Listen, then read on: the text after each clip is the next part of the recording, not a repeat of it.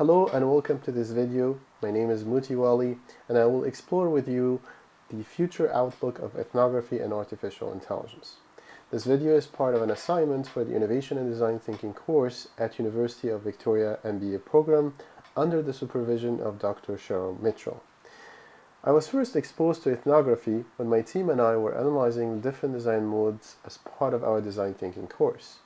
Our team was tasked with leading the discussion about the third design mode in V.J. Kumar design methods, know people. While we were exploring the details about this mode, I became intrigued about the future evolution of ethnography in the digital era. In this video, I'll explore some of the trends that could allow ethnographers to leverage artificial intelligence in collecting, analyzing, and sorting through data as part of their research. So let's start with defining what is ethnography. Ethnography is usually defined as a qualitative research methodology which aims mainly at human interpretation. It is not only about collecting data, it also involves the tasks of analyzing and interpreting by ethnographers. Ethnography is where we learn more about people. We go to where they live, to hear their stories, learn more about what they think, know about where they live and how they make decisions. We aim to understand their emotions, thoughts, and feelings. So why would we need artificial intelligence in the ethnographic process? How could it help? For starters, ethnographic research is a very lengthy process. It could take weeks or even months at a time. It involves the collection of large sets of data as well as the tasks of detailed analysis and interpretation. It usually requires field visits to conduct multiple interviews. Know people mode is one of the design phases that could take the most amount of time in the design cycle and would use the largest number of human resources. Think about how many ethnographers, videographers, and other personnel needed to conduct ethnographic research. What if artificial intelligence can reduce the time and resources it takes to produce this type of research? A process that takes weeks could be done in a matter of hours or even minutes using this advanced technology. The design process in general is iterative. If we're able to reduce significantly the time it takes to conduct research, the level of detail and accuracy would rapidly increase, enabling higher degrees of innovation and creativity. Furthermore, ethnographic research is not always feasible. In many instances, it might be dangerous or simply impossible to complete field visits. Think about war zones or inaccessible research subjects. During my own research, I stumbled on a paper about integrating ethnography with artificial intelligence to forecast political crises in Asia. It addresses specifically this issue. The researcher discusses how it could be possible with artificial intelligence to conduct field research with subjects in North Korea. I have included a link to this paper in the video description below. Artificial intelligence could enable research in new areas never before possible using traditional methods. It would help us understand people under oppression or extreme psychological and emotional traumas, either in areas plagued by military conflicts or closed societies under brutal dictatorship. Leveraging artificial intelligence in ethnographic research would enable new possibilities in this field never before imaginable. The opportunities are simply endless. One of the biggest challenges with ethnographic research is the fact that it requires human interaction. As we discussed previously, an ethnographer needs not only to collect data about people, but also interpret their emotions, their feelings, and understand their thought process. The main argument against artificial intelligence today is that it might not be able to interpret raw human emotions. But with the new advancement in facial recognition technology, a future where artificial intelligence is able to recognize and interpret human feelings is not that far away. In fact, Apple has recently announced a new facial recognition feature called Face ID.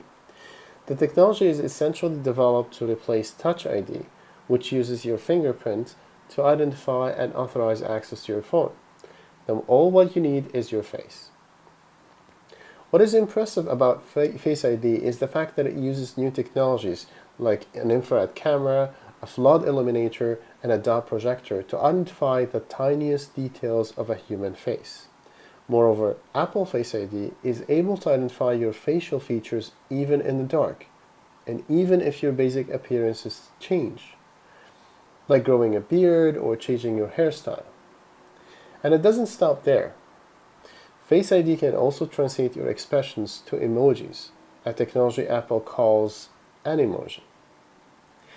Therefore, it's not far-fetched to imagine that many developers will leverage this new technology for other applications than access and authorization.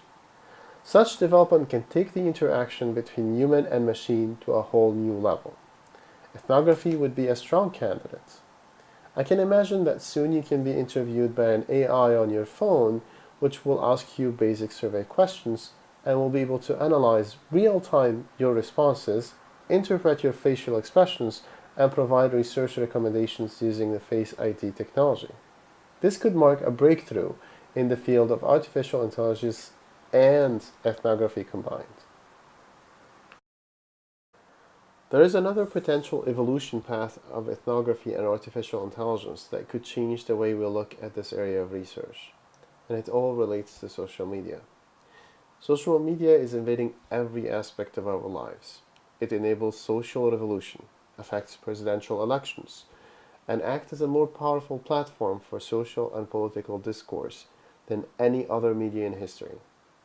The amount of data that is published about people is continuing to grow exponentially. YouTubers are uploading more than 100 hours of video daily.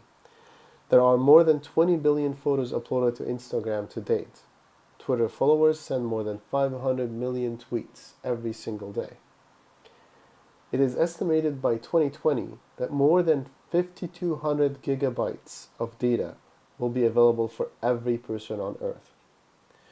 What if the future of ethnography is not based on human-to-human interaction, or even machine-to-human interaction, but rather machine-to-machine interaction? Think about it. We know more about people from their social media posts than we could ever uncover through a face-to-face interview. Think about our family and friends. How many times we knew about their vacation destination, or their political affiliation, or even their world views, without ever discussing it in person? Would it be hard to imagine a future where we use social media as a proxy to understand people's emotions, decision-making process, and behaviors? What if the virtual presence would be the source of our ethnographic research? What if we're able to create a powerful artificial intelligence engine capable of telling us what we need to know just using people's social media presence? It is actually very likely that we will use big data analytics as a new tool for ethnographic research. Through this video, we have discussed why artificial intelligence could lead to new breakthroughs in the ethnographic research field. We have explored how artificial intelligence can potentially understand human emotions using new technologies like facial recognition. And we have discussed the fact that with the pervasive adoption of social media as a main medium for communication, the future of ethnography could also include machine-to-machine interaction. I want to end the video with a question. Are there risks of creating a machine that is capable of understanding, interpreting, and analyzing humans? To examine this idea, I want to refer to one of my favorite movies on the subject. It is called Ex Machina, and it is a movie about the increasingly gray area between humans and machines. The movie plot is about a young engineer who won a contest to participate in a special experiment that leads him to study a human-like robot capable of thoughts and emotions. The film uses many analogies, and I especially like the scene in this image. The protagonist, Caleb Smith, is supposed to study and assess Ava, the humanoid robot, through ethnographic interviews. But the way the scene was shot shows that Ava is actually the one studying him. It is a powerful reminder that there is always two sides to the same story. And it is interesting, it raises interesting questions about morality, ethics, and society in general. If machines are able to understand humans, if they have conscience of their own, what would be our interactions like? Who would be responsible for their actions and decisions? What type of social structure could we create?